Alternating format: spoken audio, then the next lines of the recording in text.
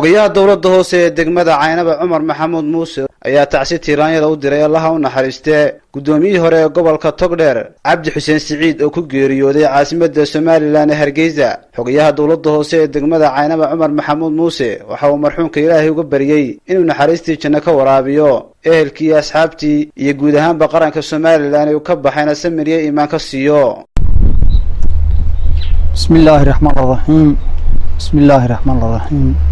maanta ay bishu 3 tahay bishii 9aad waxaan halkan tacsi tiiraanyada uga dirayaa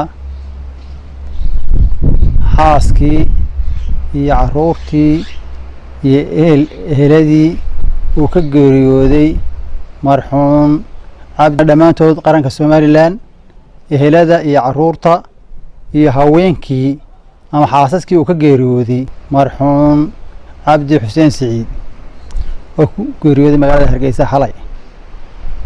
inna lillahi wa inna ilayhi raaji'uun.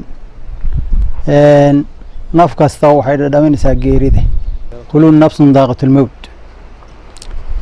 sida gudil baynu ku wada xukumanahay sida awgeed ayaan ugu tacsiyeynaa in Ilaahay dhamaantood samriye iimaan ka siiyo. marxuumkana waxaan leenahay jannadii firdawsa Allah ha geeyo. waxaan leenahay dhamaantiin samriye iimaan Allah ka siiyo.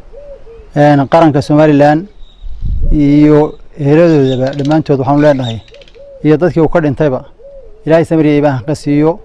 Salabaan Cilmi Siciid Salabaan Kiko wararka Ariel TV magaalada Caynaba gobolka Saraar.